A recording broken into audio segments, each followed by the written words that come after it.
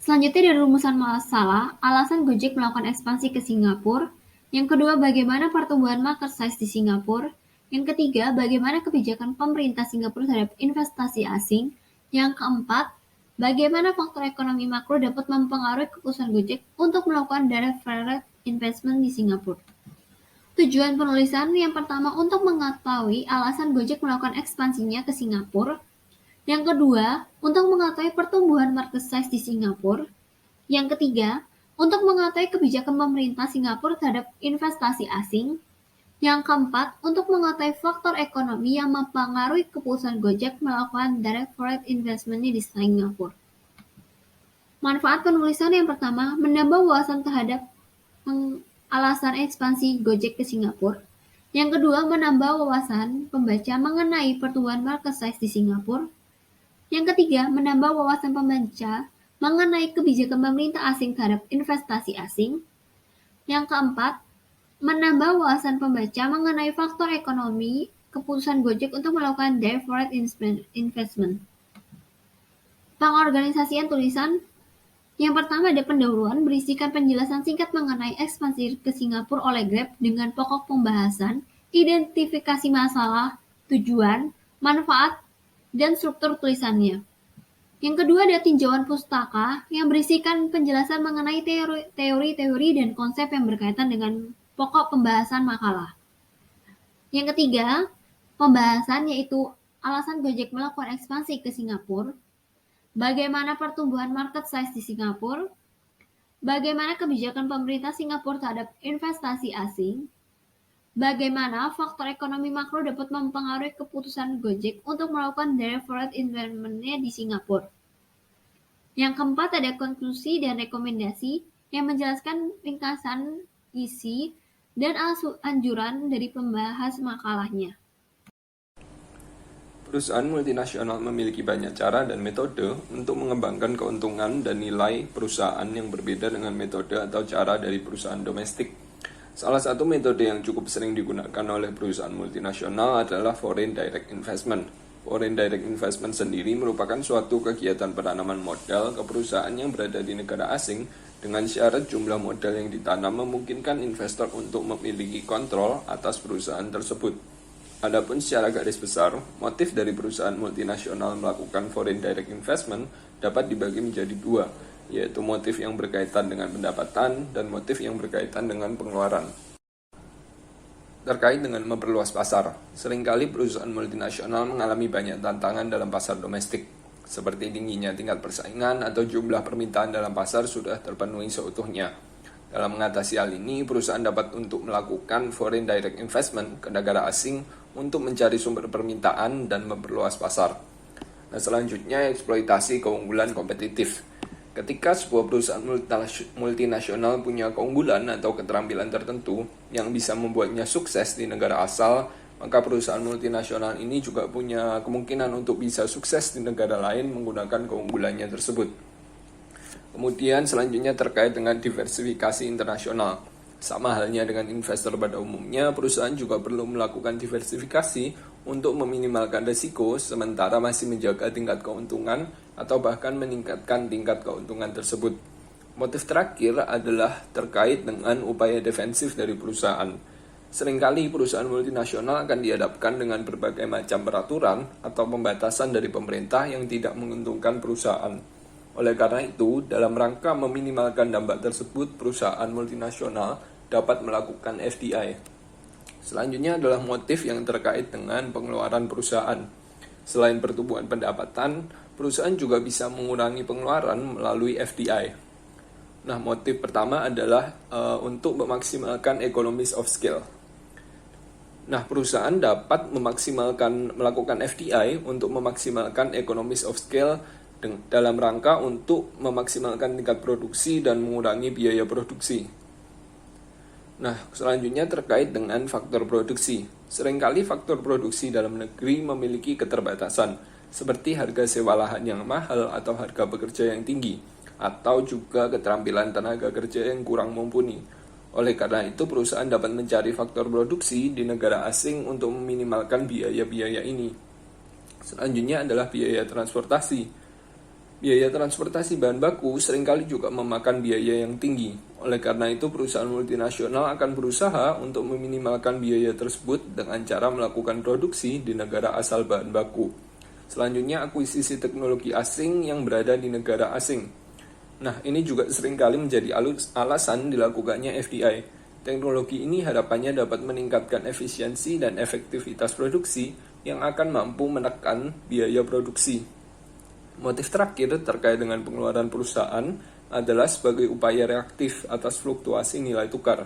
Sebagai contoh, ketika nilai tukar mata uang di negara tertentu mengalami undervalue atau dinilai kurang dari nilai intrinsik mata uang tersebut, maka FDI dapat membawa keuntungan bagi perusahaan multinasional terkait. Demikian pula sebaliknya. Selanjutnya ada jenis-jenis foreign direct investment. Yang pertama ada horizontal direct investment, kedua vertical direct investment, yang terakhir ada conglomerate direct investment. Untuk manfaat dari foreign direct investment, yang pertama ialah dengan melakukan FDI dapat mendorong terciptanya pertumbuhan ekonomi atau stabilitas ekonomi. Yang kedua, dengan adanya FDI dapat menciptakan lapangan kerja baru di negara penerima FDI. Yang ketiga, dengan adanya FDI dapat membiayai negara penerima untuk melakukan pembangunan infrastruktur yang baik. Yang terakhir, dengan melakukan FDI, perusahaan dapat mengembangkan bisnisnya atau new demand dan memanfaatkan teknologi yang ada di negara asing. Keterkaitan market size terhadap foreign direct investment. Yang pertama, dalam hal ini market size menjadi salah satu faktor bagi investor yang berniat untuk berpindah ke negara yang memiliki pasar besar dan melakukan ekspansi.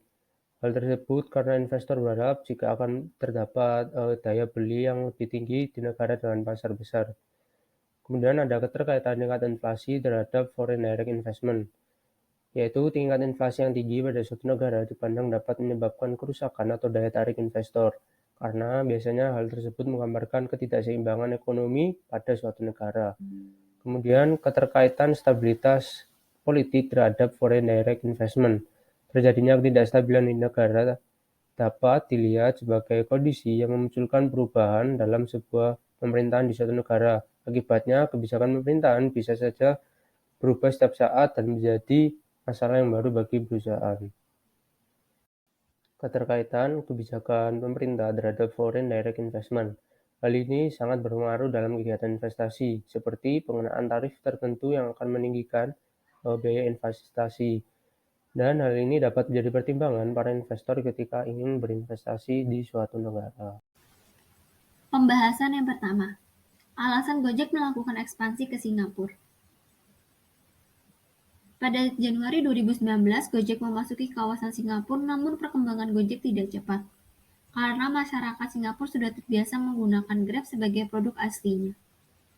Ekspansi yang dilakukan ke negara Singapura cukup nekat, di mana Singapura merupakan negara maju dan mempunyai layanan berbasis online yaitu Grab. Grab memiliki citra yang baik, tidak sebanding dengan Gojek. Namun Gojek merupakan alternatif karena beberapa konsumen mendapatkan penawaran biaya yang lebih kecil daripada Grab. Gojek berhasil menghancurkan monopoli Grab di Singapura. Hal ini menunjukkan bahwa diplomasi perusahaan Gojek di Singapura sangat baik. Karena masyarakat Singapura mengetahui tentang Gojek dan memahami bahwa Gojek merupakan kontributif aktif di berbagai sektor. Adanya pengalaman yang menyenangkan dan pengemudinya ramah seperti di Indonesia. Kini, Gojek dapat menarik konsumen Singapura karena Gojek sudah menjadi bagian kehidupan sehari-hari di Singapura. Dan Gojek telah memberikan kesan yang baik kepada masyarakat Singapura serta masyarakat yang bekerja sama dengan Gojek. Dengan membantu Gojek untuk menjaga citra baik di Singapura maupun di negara Indonesia. Oke, pembahasan kedua, bagaimana pertumbuhan market size di Singapura. FDI di Singapura ini tergolong sebagai salah satu yang terbesar di dunia, mencapai lebih dari 2.000 miliar US dollar dan terus berkembang setiap tahunnya, di mana FDI di Singapura ini telah mengalami perkembangan lebih dari 3 kali lipat dibandingkan dengan tahun 2010. Dari data ini tidak dapat dipungkiri bahwa Singapura merupakan negara yang sangat atraktif bagi banyak perusahaan multinasional untuk melakukan investasi. Apabila dilihat dari ukuran dan jumlah penduduknya, negara Singapura dapat dibilang sebagai negara yang cukup kecil. dengan ukuran negara 728 km dan jumlah penduduk 5,45 juta jiwa, dan merupakan negara terkecil kedua di Asia.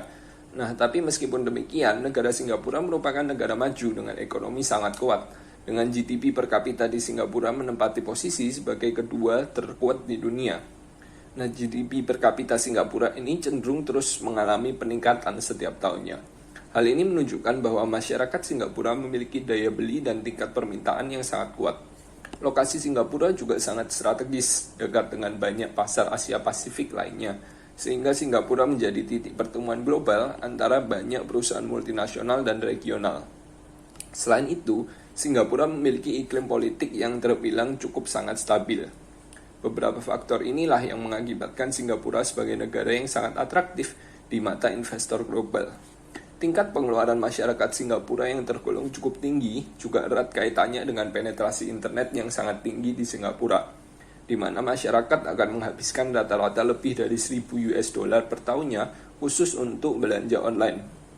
Selain itu, angka ini diperkirakan akan terus tumbuh seiring dengan waktu, dikarenakan 80% dari populasi Singapura ini berusia kurang dari 54 tahun dan memiliki karakteristik tech-savvy atau akrab dengan teknologi. Terkait dengan industri ride-hailing sendiri, di Singapura target pasar dari perusahaan seperti Gojek ini boleh dibilang sangat cocok dengan persona konsumen dari Singapura, baik dari demografi, sosioekonomik maupun psikografi. Masyarakat Singapura sendiri merupakan masyarakat yang melek teknologi atau tech savvy dan juga sedang dalam proses untuk menuju car light society, yang artinya pengurangan kepemilikan kendaraan pribadi. Hal ini dapat dilihat dari tingginya harga kendaraan pribadi di Singapura. Selain itu, masyarakat Singapura juga memiliki daya konsumsi yang tergolong sangat kuat di dunia. Tidak dapat dipungkiri juga bahwa ride-hailing telah menjadi bagian yang integral bagi masyarakat Singapura, dengan 60% dari masyarakat setidaknya telah menggunakan ride-hailing.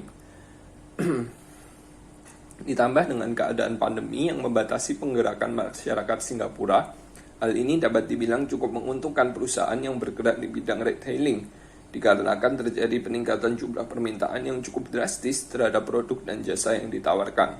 Meskipun demikian, penggunaan dari ride-hailing services diperkirakan akan terus meningkat setelah pandemi berakhir.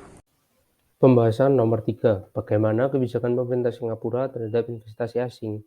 Dalam kasus ini, pemerintah Singapura menerapkan beberapa strategi untuk menggait investor asing. Dengan menerapkan sejumlah kebijakan yang mendukung kegiatan tersebut, dua diantaranya ialah pemberian pinjaman kepada investor asing dan insentif dan juga pembebasan pajak. Selain kedua kebijakan tersebut, Singapura juga memiliki sejumlah undang-undang yang mendukung bisnis baik nasional maupun internasional. Selanjutnya ada pula kemudahan administrasi dan birokrasi yang ditujukan kepada para investor asing. Bagaimana faktor ekonomi makro dapat mempengaruhi keputusan Gojek untuk melakukan foreign direct investment di Singapura? Ketika Gojek memutuskan untuk melakukan ekspansi di Singapura, tentunya Gojek telah mempertimbangkan faktor ekonomi makro yang akan mempengaruhi nilai investasi perusahaan. Faktor ekonomi makro di Singapura seperti tingkat inflasi, nilai tukar, tingkat PDB, dan lain-lain. Selain itu, faktor politik juga menjadi pertimbangan Gojek untuk melakukan ekspansi di Singapura. Yang pertama, pertimbangan tingkat inflasi di Singapura. Menurut para ahli, kestabilan tingkat inflasi di Singapura menjadi daya tarik bagi investor asing untuk melakukan investasi. Jika dibandingkan dengan negara ASEAN lainnya, tingkat inflasi di Singapura cenderung stabil, sehingga Gojek memutuskan untuk melakukan ekspansi di Singapura. Poin kedua, pertimbangan tingkat PDB di Singapura. Pada tahun 2019, PDB per kapita di Singapura bernilai USD 65.233, sementara PDB per kapita Indonesia bernilai USD 4.133. Hal ini menunjukkan bahwa ekonomi di Singapura jauh lebih stabil dan kompetitif. Selain itu, Singapura merupakan negara pusat media Asia Tenggara dan salah satu penghubung transportasi tersibuk di dunia.